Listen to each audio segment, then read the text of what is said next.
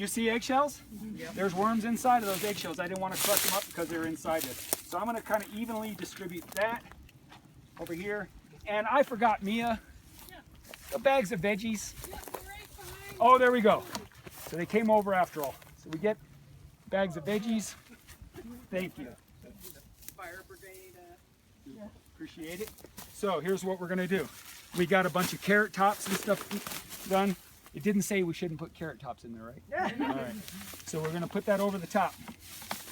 That's a pretty decent amount. That's actually maybe more than we need. That could get hot, okay? Because it's green, it's got a lot of nitrogen. So I'm going to put in about that much right there.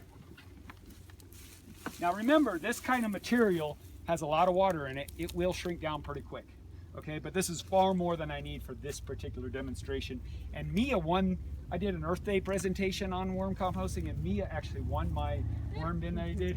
And that was the one I just dumped a whole ton of stuff in because I was gifted more and I didn't have an alternate place to put it. So the reality was hers was not built correctly. I was very thankful it was her so I could tell her how to amend it. I was glad it wasn't somebody else because, like, man, I really would have messed somebody up. So that's about good enough. And then, as I said before, you want to put a layer over the top.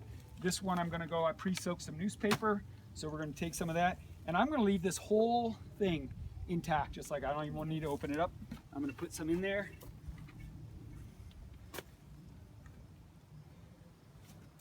Right there, and right there. That's good enough right there. Okay? And that's all you need to do. This worm bin is ready to go. Will they eat that paper? They will eat the paper. There's no bedding or anything? That is your bedding. I put a bed, right? I put the cardboard first. That's I got some bedding, I got some worms on a mattress, and then I got some cover sheet, blanket over the top. Okay? And then I put my lid on, and this thing is done. Does the cardboard and newspaper count as a carbon? It is. It is a dry brown or whatever it is. There is no nitrogen in it whatsoever. Now, some people may want to know about this. I am lazy, and I will not peel all the tape off all these things. I don't need to. Guess what they're going to do? They're going to eat all around it. They're going to leave it behind. They'll have peeled it off for me, and then when it's all done, as I'm straining it out, these are things that are easy to go and take them out. I'm not going to spend a lot of time trying to peel this stuff off. You know, if I had a small little one, okay, but on a big one, no way in heck. When I was composting large amounts over in Whole Foods, the meat department, they'd be in there no matter how many times we asked them not to, boom, boom, rubber gloves, they'd throw them in. So we'd find these rubber gloves and they'd be shriveled down. You could take forks and knives, right? Biodegradable, cups, all those things. They are not compostable. They are not compostable in thermal compost, worm compost, anything. They are, however, compostable. They are not lying when they tell you that they're compostable. They need to be in an anaerobic environment in a landfill, and they will break down in about 15 years.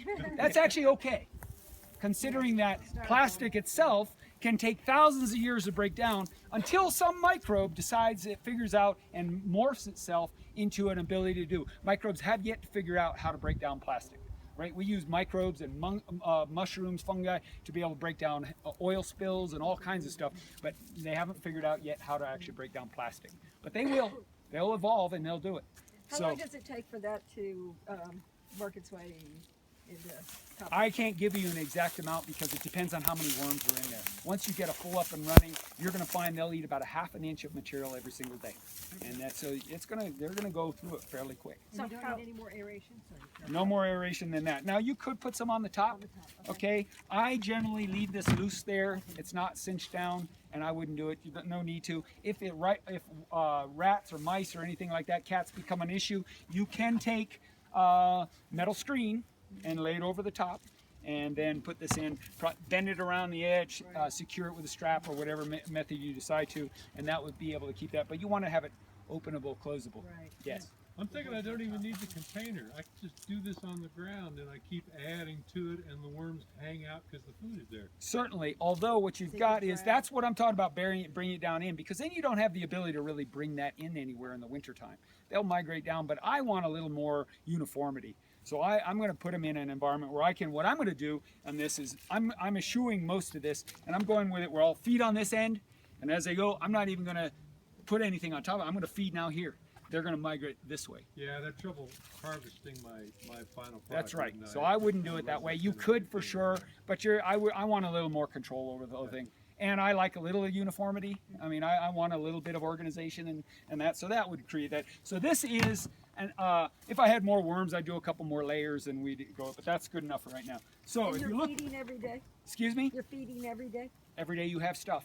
Yeah. Now some goes to chickens, you know, whatever you got elsewise. But definitely you're feeding every day. But remember, how many people in your family? How many tubs you need? Okay, so that's a big one. If you're feeding every day and you got one tub and you have 5 people in your family, it's going to go stink. Once it goes stink, you have pathogens. You don't want it to go stink. With daily feeding, you're lifting up that top layer of wet newspaper. You bet I am. Right here, it's no problem lifting that right back up. Sure. Okay, cardboard, same thing. And you'll notice when you're doing this, especially with cardboard, you lay it in there. When you lift that up after a while, you know when you haven't fed in a while, you're going to see them start to eat this. Okay, I love that. They're eating the cardboard even. They won't eat the plastic. Good. Okay, so no problem. When So, you're first starting with a bucket like that, how many worms are you thinking? Like a half a pound, a pound? however many you get, because It they doesn't matter. reproduce by they're hermaphrodites, so they reproduce by mutually exchanging sexually body fluids. Boom, boom. Each of them are exchanging both. Okay, so they are going to reproduce very quickly, and so it's just whatever you can get.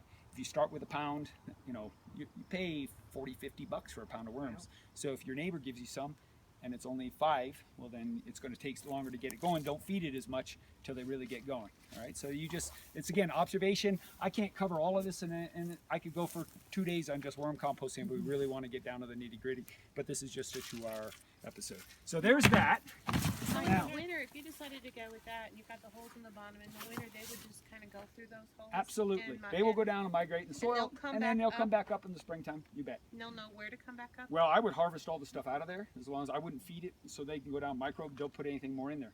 Now you're stuck with not being able to compost through the winter. So I want to be able to compost year round. So yes, you can do that. There's a downside, you can't compost. Once they're down and migrating, you're not getting, or they're dormant, you're not going to get any composting going on. So you do need to bring them inside or create an environment. But if you don't have a place You to could bring put them your in, then- pile under, like we have a small house, and so we could have this out on the porch in In the the porch. summer, but in the winter, then they could migrate into the ground by our compost pile or That's right. by my manure pile That's or right. something. And a manure pile is a great place to let them go, because the reality is, if you've built it right, if you've got a compost pile, they won't go right in the middle where it's super hot, 140, 160 degrees, but they'll be in the periphery. They're smart.